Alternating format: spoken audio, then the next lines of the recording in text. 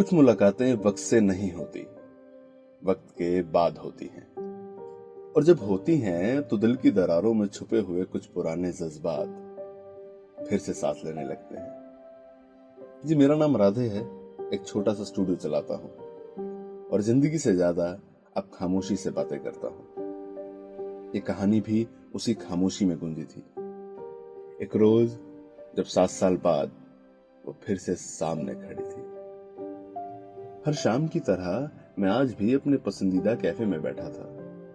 वही कोना, वही मेज, वही तन्हा कॉफी का कप। स्टूडियो से फ्री होकर थोड़ी राहत पाने के लिए यहाँ चला आता था। बाहर बारिश हो रही थी और अंदर बस मैं और मेरी यादें। तभी दरवाजा खुला और बारिश के साथ मेरा अतीत भी अंदर चला आया। वो खड़ी थी, वही मुस्कान, वही अंदाज, बस आंखों में थोड़ी थकान सी थी। हमारे बीच 7 साल थे, पर फासला बस एक नजर का था। वो मेरे सामने आई और कहा, राधे। मैंने कहा, हाँ, और तुम? वो हल्की सी हंसी। इतने सालों बाद भी नहीं पहचाना? मैंने कहा, पहचाना तो उसी पल था, बस यकीन नहीं हुआ। हम दोनों हंसे, लेकिन वो हंसी ऐसी थी जैसे किसी पुराने खत के आखिरी लफ्ज हों, हल्के और अधूरे। वो मेरे सामने आकर बैठ गई। मैंने कहा, कैसी हो?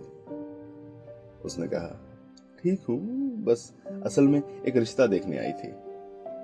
मैंने चौंकते हुए पूछा, रिश्ता? उसने कहा, हाँ, मम्मी पापा को लगा अब और देर नहीं करनी चाहिए।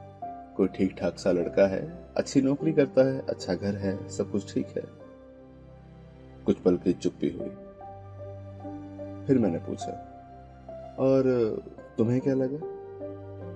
वो धीमे स्वर में, मुझे लगा मैं उस कैफे में चली जाऊं जहां कभी तुमसे दूर होने का फैसला लिया था। मैंने उसकी नजरों में झांकते हुए पूछा, तुम्हारे फैसले पे मैंने कुछ कहा होता तो क्या तुम रुकती? उसने कहा, पता नहीं,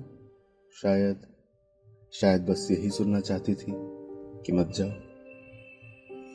मैंने गहरी सांस लेते हुए पूछा, उस वक्त तुम्हारे पास सपने थे, तुम्हारा भविष्य था, और मेरे पास बस एक टूटा हुआ दिल। उसने नजरें मिलाते हुए पूछा, राधे, अगर उस दिन मैं रुक जाती तो क्या तुम मुझे थाम लेते? मैंने मुस्कुराते हुए कहा, अगर तुम उस दिन पूछती तो मैं शायद जिंदगी भर के लिए रुक जाता। इतना ही सुनते वो उठी, अपना बैग उठाया, जाते जाते कॉफी का कप हल्के से छुआ और कहा, ये कप कभी मत धोना, इसमें हमारी अधूरी बातों की खुशबू है। और फिर वो चली गई। मैं बस उस कप को देखता रहा, जैसे उसमें वक्त थम गया हो।